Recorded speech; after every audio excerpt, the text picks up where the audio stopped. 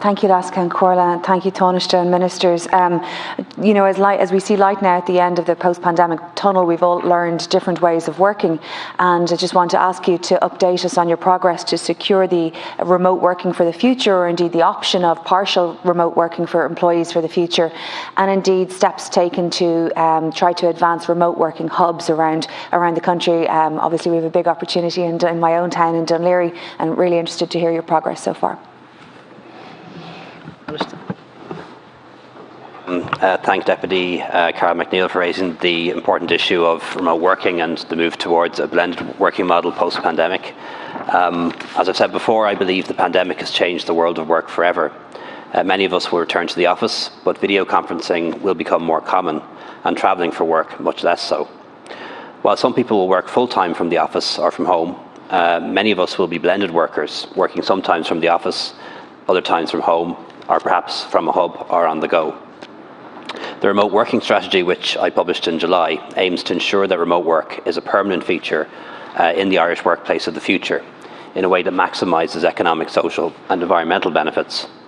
Among the main actions we'll take are mandating that home and remote working should be the norm for about 20% of the public sector employment, reviewing the treatment of remote working and for the purposes of tax and expenditure for the next budget, mapping and investigating a network of remote working hubs across Ireland, legislating for the right to request remote working, developing a code of practice for the right to disconnect, and doing what we can to accelerate the provision of high-speed broadband to all parts of Ireland.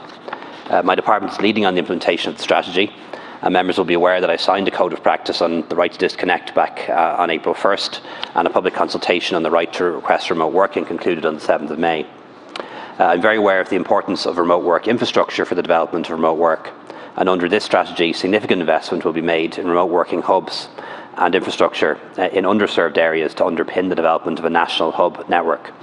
The Department of Rural and Community Development, under Minister Humphreys, is leading the Interdepartmental National Hub Networking Programme, which my department is represented on, and have recently launched a €5 million call for funding for connected hubs.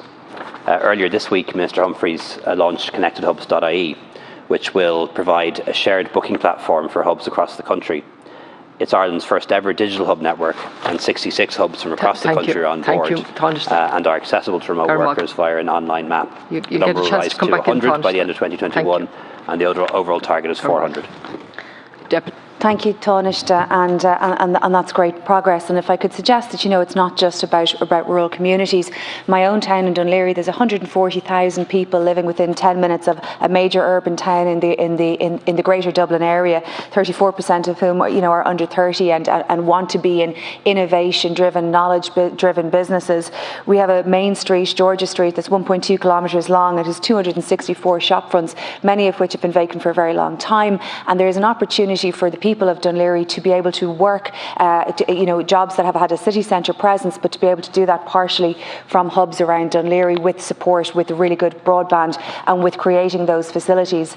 There's a very strong climate argument about it. Instead of creating large corporate hubs around the periphery of Dublin, to be able to have facilities where people can be closer to home, less travel, less driving, less the creation of new commercial space and repurposing of existing space. I'd be really interested to hear how you think we can revitalise our urban centres as well as remote working hubs in the broader country. Thank you, Deputy.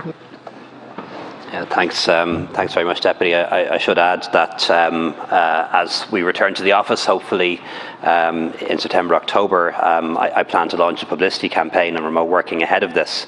And this information campaign will provide information and advice to employers and employees alike, because I do have a concern that we might just drift back to the old normal. We have a window of opportunity to grab, and I'm determined that we should grab that and begin the conversation in the workplace about what things are going to look like, not when we have to work from home, but when it's choice. And we really need employers and employees having that conversation now. And I very much agree with what the Deputy said. We tend to talk about this in the context of rural communities, moving away from that old adage that there are no jobs here. That's not true anymore. There are 50,000 remote jobs now on offer across Europe, and they can be anywhere, including anywhere in rural Ireland.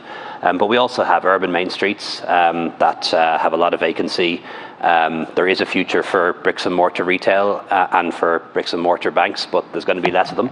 And just as it's true that those buildings are vacant in rural Ireland, they're vacant in urban areas too, and we need to seize the opportunity to repurpose them.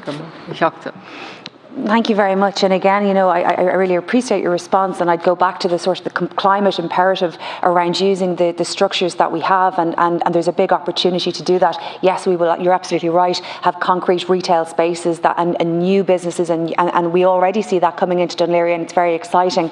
But we still have all of this vacancy and the over-the-shop vacancy as well. And, I know that we've had the Living City initiative in the past, and, ran into difficulties in relation to fire exits and additional insurance to try to treat them differently, the residential and commercial space.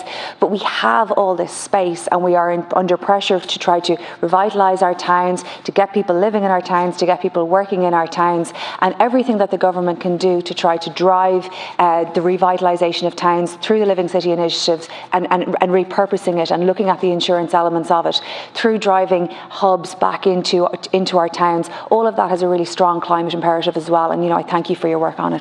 Thank you. Tánaiste, to conclude. Yeah, thanks, Deputy. I think the point that the Deputy makes about climate and the climate benefits for this are very real. It's interesting when you look at reducing emissions from transport in our cities, actually moving people from cars to trains and buses unfortunately doesn't make a huge amount of difference, because a 5 or 10 kilometre journey by car versus a 5 or 10 kilometre journey by a diesel powered bus or a train doesn't reduce emissions very much. What really makes a difference is people walking to work and cycling to work, but that's much more possible if they're able to work near to their home, and that's why I think our suburban areas and our urban towns and villages can present a real opportunity for people being able to work closer to home if we seize this opportunity. The vacancy above the shop is a very tricky one for Ireland, because generally the access, unlike in other European cities, the access tends to be not from a door at the side of the big building, but through the shop, and it's very hard to turn upstairs into an apartment if it means having to walk through the Spar or the Abracadabra every time you want to go home. So I think some things are tricky, but they're not undoable.